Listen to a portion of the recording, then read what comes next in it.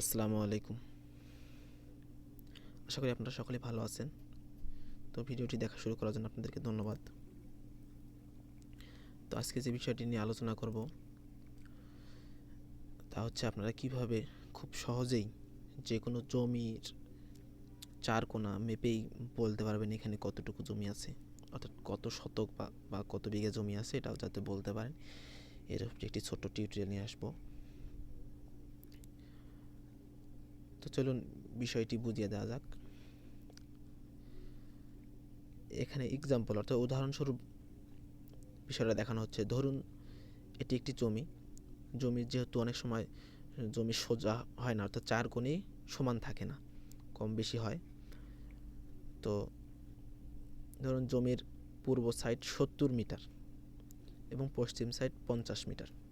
তো যেহেতু দুই সাইডে কম বেশি আছে, তাই আমাদের এটাকে সমান করে গড় করে নিতে হবে। তো গড় করে বিষয়টি দেখাচ্ছে যেভাবে গড় করে নিতে হবে। আমরা 70 এবং 50কে যোগ করলে 120 হয়ে যায়। আর 120কে যদি আমরা গড় করতে চাই তাহলে 2 দিয়ে ভাগ দিতে হবে। 2 দিয়ে ভাগ দিলে যার গড় আসে 60 মিটার। তো চলুন আবার বাকি অংশ দেখে নিই। এখানে পূর্ব এবং পশ্চিমের যে গড় সেটা হচ্ছে 60 মিটার, এটা আমরা দেখে নিলাম। এখন বাকি থাকছে দক্ষিণ সাইড এবং উত্তর সাইড, অর্থাৎ উত্তর দক্ষিণ সাইডে কত হয়। যেহেতু উত্তর সাইড 42 মিটার এবং দক্ষিণ সাইড 40 মিটার, এটা কিন্তু উদাহরণস্বরূপ দেখানো হচ্ছে। তো আমরা এটি এবার গড় দেখব। তো 42 মিটার যোগ 40 মিটার, যার যোগফল হচ্ছে 82। আর এই 82কে গড় করতে গেলে 2 দিয়ে ভাগ দিতে হবে। ভাগ দিলে যা অ্যান্সার উত্তর বের হয় তা হচ্ছে 41 মিটার, যার গড় হচ্ছে 41 মিটার। তাহলে আমরা পূর্ব পশ্চিম সাইডের গড় পেলাম 60 মিটার এবং উত্তর দক্ষিণ সাইডের গড় পেলাম 41 মিটার। চলুন এবং ক্যালকুলেশনে দেখা যাক।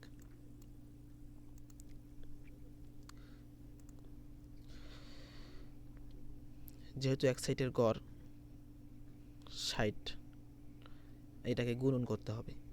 যেহেতু আমরা স্কোয়ার অর্থাৎ বর্গ মিটার বের করব, তাহলে গুণন করতে হবে।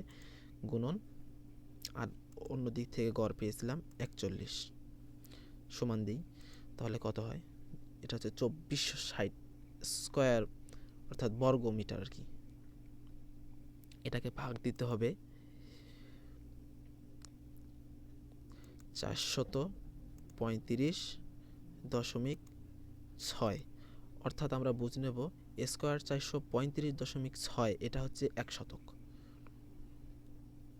খুব ভালো করে মনে রাখবো, 435.6 এটি হচ্ছে 1 শতক। তাহলে যেহেতু আমরা আগে বর্গ মিটার বের করে নিয়েছিলাম, তাই এখানে সম্পূর্ণ মিটার মানে জমির মিটারটুকু শো করতেছে। আর এটাকে আমরা যখন এক শতক সমান 435.6 বর্গ মিটার তা দিয়ে যদি ভাগ দিই, তাহলে এখানে কত শতক আছে জমিটি বের হয়ে যাবে। তাহলে আমরা যেহেতু ভাগ দিয়ে দিচ্ছি, এখন সমান চিহ্নতে ক্লিক দিই। এখানে 5 শতক। আর একটি বিষয় মনে রাখবো, পরের 4টি সংখ্যা এখানে যদি 1000-এর কাছাকাছি চলে যেত, অর্থাৎ 600টা যদি 909 হতো, এখানে 6 যদি 9 হতো, তাহলে 9 4 7 3 অর্থাৎ প্রায় আরও একটি 5টাকে মানে 6 হওয়ার কাছাকাছি, তখন আমরা এটাকে 6 শতকে ধরতাম। যেহেতু আর এটা যদি 750 হতো, তাহলে আমরা এটাকে 6.25 শতক ধরতাম।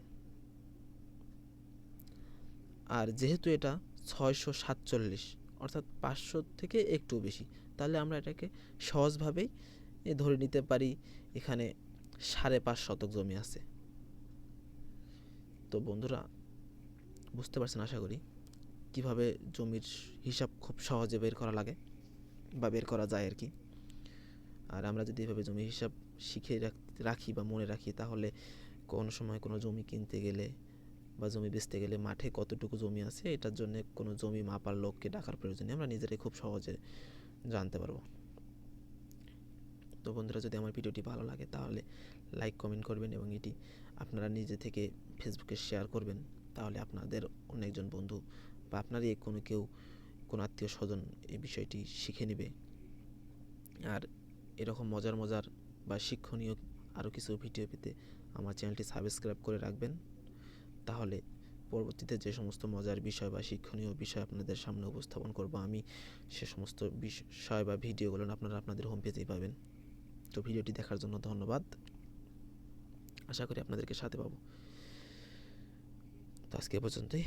আসসালামু আলাইকুম রহমতুল্লাহ।